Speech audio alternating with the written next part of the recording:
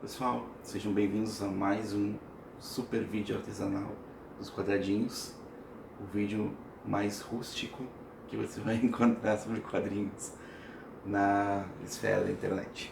Hoje vamos falar sobre o X Factor, que é uma equipe de super-heróis mutantes, né, como vocês devem saber, da franquia dos X-Men, e que surgiu no final dos anos 80 e agora está voltando com um novo título pela Leah Williams, que ninguém mais, ninguém menos que a filha do Alan Moore, que assinava Leah Moore antes, e agora está assinando Leah Williams porque ela se casou com o Robbie Williams. Não é o cantor, não é o ator. O Robbie Williams é um cara que escreveu A Realeza e também escreveu o Unfollow. Ele é um cara muito bom e ele também aprendeu com Alan Moore a fazer os seus trabalhos.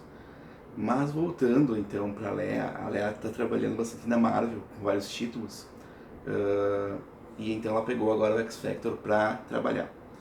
Ela vai juntar uma equipe mais ou menos de pessoas que já passaram pela formação, né, que é a Polaris, o Estrela Polar, o Prodígio, o Ocular, a Rachel Summers e acho que estou esquecendo algum, mas é mais ou menos essas pessoas. E é uma equipe peculiar, porque quando começou nos anos 80, eles eram os X-Men originais trazidos de volta para as revistas. Então, eles estavam vendo que as revistas dos X-Men estavam lucrando bastante, já tinham criado os Novos Mutantes, já tinham criado o Excalibur, e precisavam de uma nova desculpa, digamos, para lançar um novo título. Então trouxeram esse título, que é do X Factor, Fator X, né, no caso, que é o gene que ativa os poderes mutantes dessas pessoas, e criaram essa equipe com a desculpa de que a Jean Grey tinha voltado, que até então a Jean Grey tinha morrido na Saga da Fênix, se suicidado para poder salvar o mundo e o universo da fome desincontrolável da Fênix. Então ela volta, os X-Men originais redescobrem a Jean Grey e resolvem formar uma equipe de caçadores e mutantes. Só que na verdade eles estão meio enrustidos porque eles querem servir como acolhedores desses mutantes e treinar esses mutantes. Então eles pegam jovens que estavam abandonados, estavam sendo perseguidos e começam a treinar eles. Essa é a premissa inicial do X Factor. Mas então o tempo vai passando e acontece a fatídica saga da Leah Moore, que é uma das minhas sagas preferidas dos X-Men, porque ela redefine o universo deles e transforma eles naquelas infames revistas dos anos 90 que muita gente odeia, mas eu gosto e tenho muito carinho por elas. Então nessa equipe o governo dos Estados Unidos assume o X Factor e transforma eles então numa agência meio paramilitar. E coloca a Val Cooper, que é digamos uma parlamentar que está fazendo meio de campo entre os mutantes e o governo, né? Então o X Factor ele vinha da Força Federal, que era uma equipe que era liderada pela Mística, e a Val já fazia esse meio de campo. Era a Mística, o Pyro, o Blob, o Avalanche e vários outros inimigos dos X-Men originados da Irmandade de Mutantes. E a Val Cooper então forma essa equipe com o Destrutor, a Polaris, o Mercúrio, a Lupina, o Fortão e o Homem Múltiplo. Né? Então essa é uma equipe bem diferente, e quem vai escrever essa equipe é o Peter David, que vai dar a ela então uma pegada mais de humor, mais diferente assim do que as outras revistas X tinham, e vai colocar alguns temas polêmicos assim de preconceito que até então elas não eram tão trabalhadas nessas revistas X. Depois com o Scott Lobdell daí nos X-Men ele já começou a vir um pouco mais com essa carga da temática de preconceito.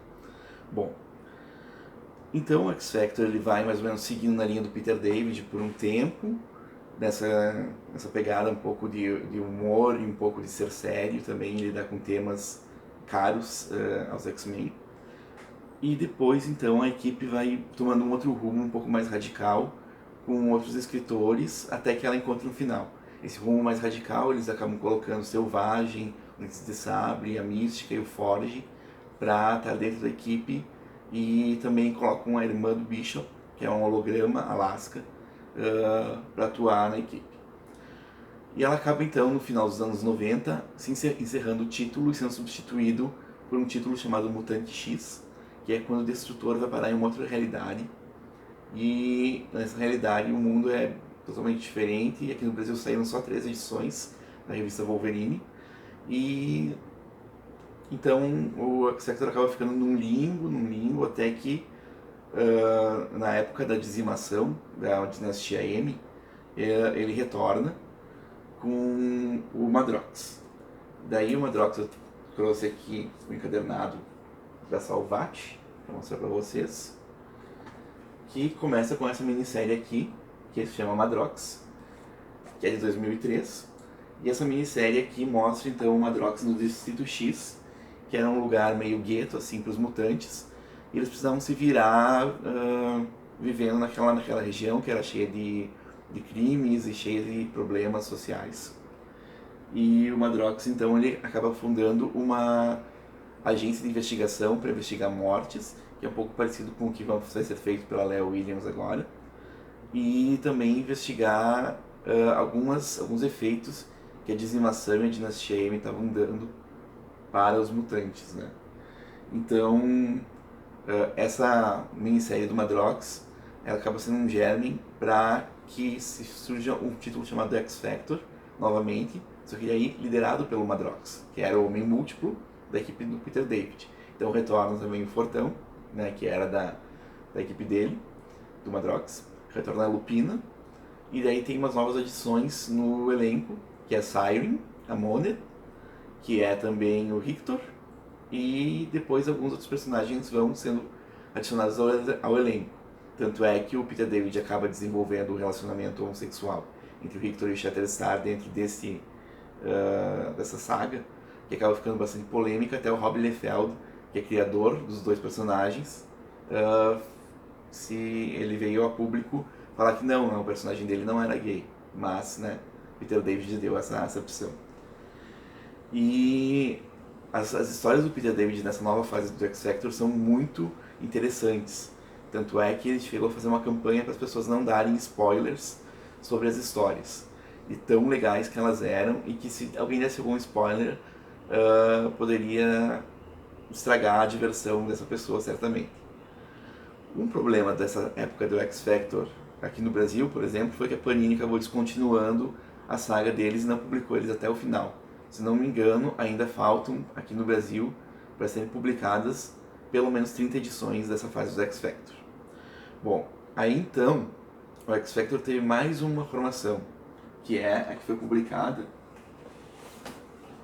nesse encadernado aqui da Salvat, que é com a Polaris como personagem principal, né? Essa aqui é a capa inicial do All New X-Factor, né? Da época da All New Marvel, né?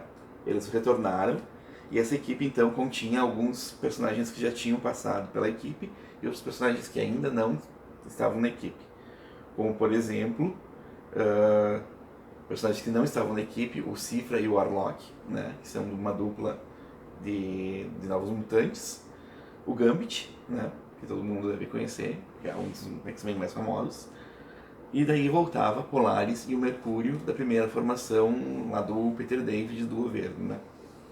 E aí o interessante é que o Peter David retorna para escrever esse X-Factor aqui, e dessa vez o X-Factor não tem a ver com o governo, ele não tem a ver com uma equipe que caça mutantes.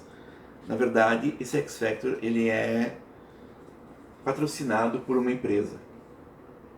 E isso que é a coisa mais interessante, uma corporação que faz com que eles, né, assumam algumas missões ao redor do mundo. Esse encadernado só veio aqui para o Brasil por causa da Salvat, porque a Panini também não publicou e ficou faltando a segunda parte então para vir aqui para o Brasil, que também está inédita.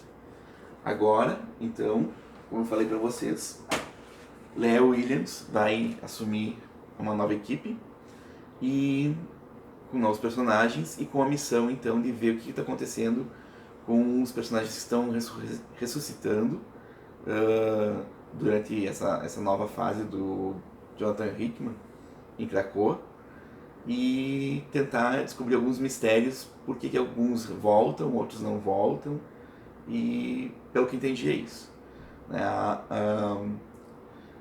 Eu acho que, bom, eu estou empolgado, eu estava esperando mesmo que tivesse algum anúncio a respeito do X Factor, porque fizeram X-Force novamente, fizeram Excalibur novamente, fizeram Novos Mutantes novamente.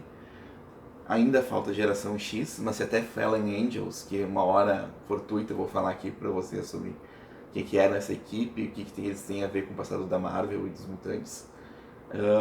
Se até esse tipo de equipe que é obscura, para que a grande maioria das pessoas, até os grandes fãs dos X-Men não conhecem, uma equipe dos Anjos Caídos, então imagina o X-Factor, tinha que aparecer em algum momento, e agora nessa segunda leva de títulos mutantes, ele apareceu. Então eu estou torcendo aqui que seja pelo menos um título que se mantenha nas bancas por um determinado tempo e que seja legal de ler e que a Leah Williams esteja um pouco acima do nível do que ela vem apresentando na Marvel, que está meio esquisito assim, sabe? Eu sei que ela é capaz de coisas mais interessantes. Tá certo, pessoal? Então um abraço bem artesanal para vocês, bem roots. Espero que estejam curtindo os vídeos, que estamos tentando melhorar cada vez. E não se esqueçam de deixar sugestões, elogios, reclamações e o que mais vocês quiserem, só não xingamentos, por favor. Um abraço.